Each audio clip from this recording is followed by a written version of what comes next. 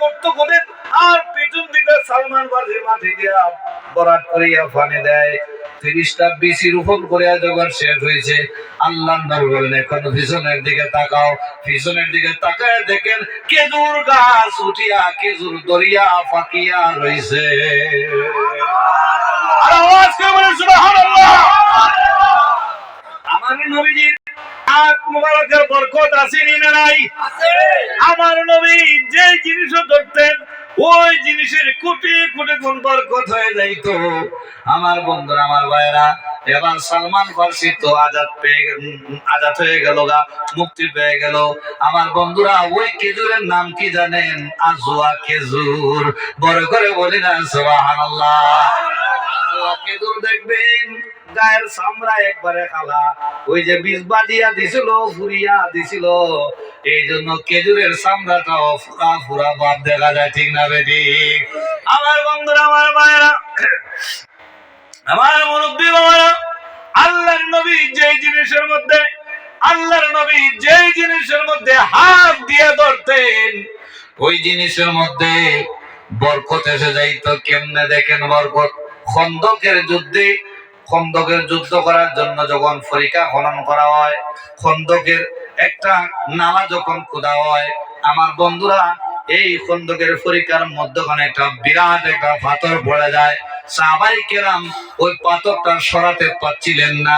আল্লাহর হাবিবের কাছে যখন সাহাবায়ে কেরাম আরজ করলেন, ইয়া রাসূলুল্লাহ, এই পাথরটা আমরা সরাতে পারছি না, কোনোভাবে আমরা লড়াতে পারছি না। সাহাবায়ে কেরাম বলেন, আমরা কেউ একদিন, 2 দিন, 3 দিনের উপবাস। আমার নবীর সাহাবীরা বলেন, আমরা কেউ 1 দিন, 2 দিন, 3 দিনের উপবাস। আমার বন্ধুরা, আমার ভাইয়েরা, আল্লাহর নবী যখন পাথর সরানোর জন্য আমার নবী যখন গেলেন, আমার বন্ধুরা, আমার ভাইয়েরা, একটু গভীর মনোযোগে শ্রবণ করুন। আমার নবী যখন পাথর সরানোর জন্য গেলেন, আমার নবী পাথর সরানোর মধ্যে যায় হাতের মধ্যে যে অর্শ দিয়ে, কোদাল দিয়ে পরীক্ষা করতেন, ওই কোদাল হাতে নিয়া পাথরের মধ্যে যেই মাত্র আঘাত করলেন, পাথরটা ভেঙে দ্বিখণ্ডিত হয়ে গেল। আমার নবীজি পাথরটা সরিয়ে ফেললেন। বড় করে বলি না সুবহানাল্লাহ। আমার বন্ধুরা, আমার ভাইরা, গভীর মনোযোগ আমার দিকে তাকাবেন। শেষ মুনাজাত না করে একজন মানুষও যদি বাড়ির মধ্যে চলে যাও, গিয়া ঘুমায় থাকো, তোমার বাবা, তোমার মা, তোমার দাদা দাদি অন্ধকার কবরে তোমার দোয়ার আশায়, কথা কোন ঠিক না বেটি? দোয়ার আশায় তোমার দাদা, তোমার দাদি, তোমার বাবা, তোমার মা কবরে দোয়ার অপেক্ষা করতেছে। জানেন, তোমার বাবা মা দোয়ার অপেক্ষা করতেছে। বাবা শাহজালালের দেশের মুসাফির আজকে মাহফিলের মধ্যে আইছে রে ভূত, বাড়ির মধ্যে ঘুমায় থাকিস না, মাহফিলের মধ্যে যা, হুজুরের সাথে শেষ মুনাজাতটা করে আমি বাবার জন্য, মার জন্য একটু দোয়া করবে। আমি কবরে বড় অশান্তির মধ্যে আছি। বাবারে, দুনিয়ায় যদি কারো মা, কারো বাবা যদি অশান্তির মধ্যে থাকে, সন্তান যদি ভালো হয়, বাবা মার অশান্তি দেখলে সন্তান কি ঘুমায় থাকতে পারে? কবরের মধ্যে কার বাবা, কার মা জানি না, ও শান্তির মধ্যে আছে না শান্তিতে আছে? আমার বন্ধুরা, আমার ভাইরা, বাবা আমার জন্য, দাদা দাদি, নানা নানির জন্য একটু দোয়া করার জন্য তুমি মাহফিলে বসে থাকো। যুবক, সারা জীবন তো ঘুমাইছো, আগামী কাল থেকে তো তুমি ঘুমাইবা। আগামী 1 বছর পরে এইরকম একটা দিন যখন আসবে, তখন আবার একটা রাতের জন্য তুমি সজাগ থাকবা। 1টা বছর তো তুমি ঘুমাইবা। অমন ঘুমায় না রে, নাম জপয় আল্লাহর।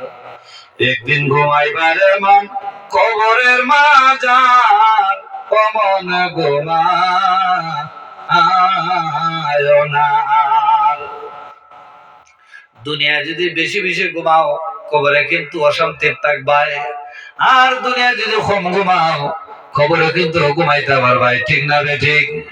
আমার বন্ধুরা, আমার ভাইয়ার, আমার মুরব্বী বাবারা, ও মুরব্বী বাবারা, গভীর মনোযোগ। আল্লাহর নবী, হায়াতুন নবী, জিন্দা নবী, নূরুন আলা নূর নবী।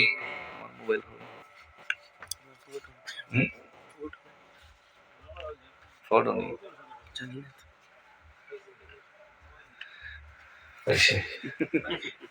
ওই কোন ফালাই দিলাম না কিছু। টাইমটা দেখবার লেগে ফোনে 2টা বাজে। কটার সময় না আপনার তোরা হয়েছে আরাম পাই মানে সময় আরো যেত। আমরা তো আটটা পাই, বছরে একদিন পাই আপনারা কথার লাগিয়া দেশের আনি মকল তো ডেইলি ভাই। আমি ভাই আপনার বেজার হইতেছে। জি না বেজার নি, আমরা আমরা খেয়ে বেজার, আমরা তো বছরে একদিন আপনারা পাই লাগি বেজার। আমি তো দেখতেছি বেজার, মুখ বেজার করে বই রইছি।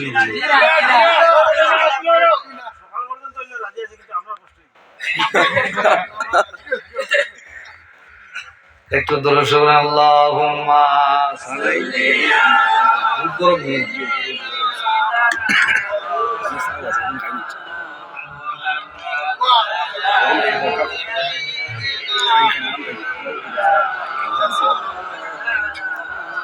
আল্লাহুম্মা সাল্লি আলা সাইয়্যিদিনা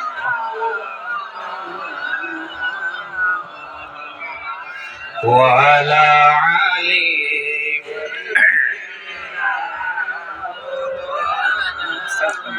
কি বলছিলাম, কিতা কইছিলাম একটু আগে? হ্যাঁ, দুনিয়া যদি আমরা সজাগ থাকুন খবরে আরামে ঘুমাইতে পারবা।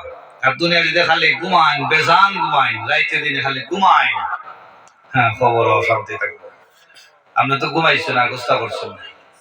আজকে রাতটারে উছিলা বানাই এগারাম মানুষকে আপনারা এই পর্যন্ত আরো আসেননি। বউ বাচ্চা লিয়ে মনে ঘুমাই দিচ্ছে।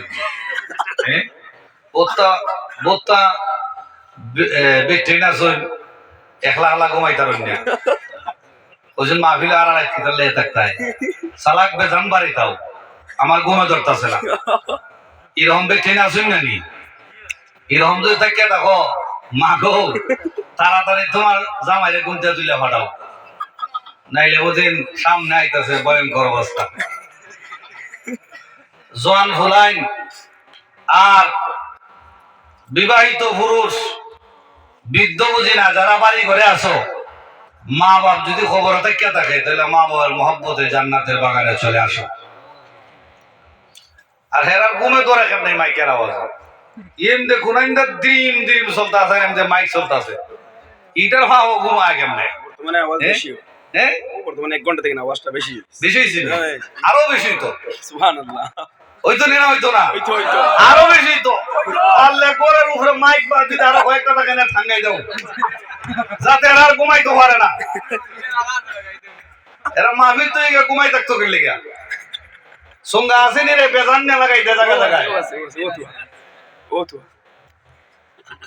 তো আসেনি, 2টা আছে, দেখে দেখে ফিট করে দিবাই, বাকি রাত যাতে ঘুম না হয়। আমরা এখানে ওয়াজ করবো আর এখানে বলে ঘুমাইবো। আমরা রিতার ফার্স্ট ইউনিট আপনারা একটা আমরার মাইক তো এটা মাইক আওয়াজ পুরা কিয়ামতের আলগা। তো যদি মাইক লাগায় 10-15-20টা মাইক থাকে, আমরা দেশে একটা মাহফিল আরো বেশিও থাকে, মনে করেন 2-4-5 মাইল পর্যন্ত আওয়াজে পুরা গায়রত থাকবো, যৎকার চলবো। আমরা দেশে তো বেশি বেশি জিকির হয় মাহফিলের মধ্যে, আপনারা তো জিকির করতে পারেন না, কম চলে কি? কারণ এই দেশের মেসা বলতে জিকির হলে অভ্যাস নাই, হ্যাঁ জোশ নাই তো। তখন আস্তে আস্তে কেন লাগবো জিকির করা, বালা না খারাপ? কোন বালা না খারাপ? জিকির এটা আল্লাহর ইবাদত না নি? আল্লাহর ইবাদত করলে খারাপ হইতো গেল লিগে, এটা তো বালার নেই। জিকির করলে এখন আমরা আবার আইতাছি, আল্লাহ যেন বেগুনের হায়াতের মধ্যে বরকত দেয়, সবাই বলে আমিন। তাহলে আমরা যদি আল্লাহ আল্লাহ রসুল পাইতাম চাই, ঘুমাই লইতো না, সজাগ থাকতেই একটা রায় কুশিলা বানাও, আসর ময়দানে যদি কোনো আমল কাজে না হয়, আল্লাহর কাছে হইতে পারবে আল্লাহ গ্রামের নাম কিতা? বরুঙ্গা। বরুঙ্গা কালাইন বরুঙ্গা খালাইন বরুঙ্গা টিকর বরুঙ্গা টিকর বরুঙ্গা। তো গ্রামের নাম হইল টিকর বরুঙ্গা। এই গ্রামের মধ্যে আল্লাহ মাহফিল হয়েছিল, আর এই মাহফিলের মধ্যে আমরা বইয়া দিছিলাম। মুসাফির বাবা শাহজালালের দেশের একজন মুসাফির ওয়াজ করছিল, শেষে দোয়া করে গেছিলাম, বাবা মার জন্য দোয়া করছিলাম, আল্লাহ আর কোন ইবাদত নাই, ওই মাহফিলের উসিলায় যে তুই মাফ করো। আল্লাহর হাবিব বলেন 40 জন মানুষ যেখানে আছে এখানে একজন আল্লাহর ওলি থাকে। যদি ওলি নাও থাকে আল্লাহ ওলি বানায় দোয়া কবুল করা যায়। ঠিক আছে, 40 জনই তো নেই না, বেশি বানানি বেজান হইবা, বেশি বেজানিকছি কিন্তু আপনার দেশে বেজান বাসাটা সুন্দর হয়। আমি মাঝে মধ্যে হয়েছি বেজান, হ্যাঁ বেজান অর্থ কিতা? বেশি বেশি। যা। তা আমরা কই বেশি না না আরো কিছু হয়নি। আপনারা বেজান কই না, আমরা বেশি কই। এ বেশি বেশি খায়, এ বেশি বেশি চলে, এ বেশি বেশি আছে, বেশি বেশি কথা কয়। আমরা দেশের ভাষা, হ্যাঁ আমরা দেশের আপনারা দেশের যে শুদ্ধ ভাষা, আমরা তো সেগুলা খানে চলে। আমরা কিছু শুদ্ধ ভাষায় মাতি, আমরা না একবারে সিলেটি না, হবিগঞ্জ জেলা, হ্যাঁ। আর আমরা একবারে সিলেট, যে মেন সিলেট, আব্বা কই যাও বস, একবারে মেন যে সিলেট হেরার ভাষা তো আরেক রকম, আমরা একটু ভিন্ন। আমরা হবিগঞ্জ আর এই কুমিল্লা, ঢাকা মোটামুটি কিছু ভাষার ম্যাচিং আছে। যাই হোক, আল্লাহ পাক যেন আমাদের সকলের হায়াতে রিজিকে ইলম আমলে বরকত সকলে বলে আমিন। একটু দুরূদ শরীফ পড়ি, আবার আলোচনা ঢুকবো। আল্লাহুম্মা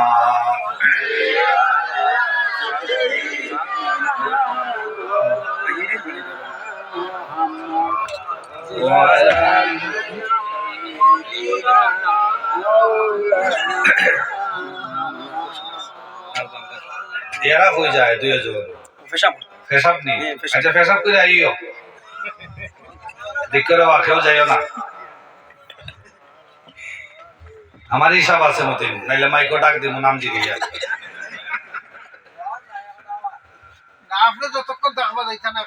হ্যাঁ, আর একটা কথা কই, আমি বেশ কিছু মাহফিল করছি আপনারা দেশ। আমি জানুয়ারিতে তো আইছিলাম, আবার কিছু কিছু জায়গায় মহব্বত ভালোবাসা পাইছি, 2-1টা জায়গার মধ্যে খুব বেশি কষ্ট দিছে মাহফিল কমিটি। এমন কষ্ট দিছে, সাথে সাথে আমার ভিতর থেকে বদ্ধ আইছে, কষ্ট এমন পরিমাণে দিছে। 2টা জায়গা, একটা হইলো আসামের ভিতরে, আর একটা হইলো ধর্মনগর সিটি। আমি আপনাদের এলাকাতে আসার পরে আমি কইতাছি, মনের কষ্ট যতক্ষণ পর্যন্ত সীমার ভিতরে থাকে কেউ বদ্ধ দেয় না, আর সীমা যখন অতিক্রম হয়ে যায় তখন বুদ্ধ অটোমেটিক আসে। আমি যে কোনো একটা মাহফিল বলি, না বললে তুই তো না, যে কোনো একটা মাহফিল 100 কিলোমিটারের উপরে গাড়ি দৌড়াইয়া 4000 টাকা গাড়ি ভাড়া লইয়া মাহফিল গেছি, 2 ঘন্টার উপরে বয়ান করছি, 11:40 মাইক ধরছি, 2টার পরে মাইক ছাড়ছি। আমরা খাওয়াইছে, খাওয়াই হইয়া আওয়ার সময় আমার তো 5000 টাকা ধরে দেয়। আসামের ভিতরে নাফরমান হল, এরা তো নাফরমান, এরা ভালো হইতো না, লাইফ চলতেছে, এরাও নোক না। আমি ওই জায়গাতে বদ্ধ দিয়েছি, এরা আরো চিন্তা করছে, তো হুজুর অনেক কষ্ট হয়েছে, সেটা বাদ খাওয়া দাওয়া করে যাই। খাওয়ানোর বাদে 5000 যখন দিছে, আমি জিগাইলাম গাড়ির ভাড়া 4000, রাস্তা খরচ 1500, চাও খাইছি, যাইতো খাইমু, গেল 4,500 আমার কিতা দিলেন হয় রাত 3টা বাজে গেছি গিয়া মহিলা হলে গুতাইয়া তুলছি ঘুমতে গিয়া তুললিয়া ভাত তরকারি গরম করাইয়া খাওয়াইছি যে ওইটি মানবতা করছি এখন আপনারা হইন বদুয়া আইবনি নাই তো না আইবো আইবো তা আমি ফকরতে বাবুরা খানির বিল দিতে আসলাম আর কইছি যে আপনারা আসামের বাতের কি অত দাম হয়নি আমরার বাড়ি ঘর আমরা দরবারে বাত কুত্তা বিলাই খাই আসামের বাতের কি অত দাম হয়নি খাওয়াইয়ার সাথে সাথে কোটাটা দালাইলেন যদি আমি ফাটতাম তে আট ঢুকাই বমি করে দিয়ে গেলাম কেন আপনার ঘরের মধ্যে একজন বিশিষ্ট লোকের মাধ্যমে দাওয়াতে গেছিলাম ওনার নামটা এখন হইতাম না ওনার কাছে অভিযোগ দেওয়া হয়েছে বিচার যদি সঠিকভাবে না আসে আমারও কিছু গুণাবানা আছে এই দেশে আমি কথাটা ভাইরাল করে দেবো তখন আপনারা তার বাইরে কেটা কামটা করছে এখন না আমার প্রকাশ করতাম না এই আচরণ তারা করছে কিন্তু আপনাদের এখানে এটা তো আসামের ভিতরই এই খালাইনের বাতের এত দাম না আমি যখন আইলাম আমার ভাই আবির হোসেন আমার সাথে সবার সঙ্গে আছে 3 জন আমার লিয়া 60 জন হইল ভাই 60টা ডাইল ভাত যাওই ওই আমার ঘরে সবাই খাইবেন আমার এমন একটা আপ্যায়ন করলো এমন একটা আপ্যায়ন আমার করছে যে আমি তার আপ্যায়নে খুশি হইয়া আমার মন থেকে ওই সময় ওই এমন দোয়া বাইরিছে দোয়া হাত উঠাইয়া করছি না দোয়া তো আমি করে লিছি যা করা বলার মতন ভাষা নাই খানির আইটেম তো করছে ওই অনেক জাতের খানি তো ভাই আজকে আছে কালকে নাই খানি কোনো তাকে নেই খানি তো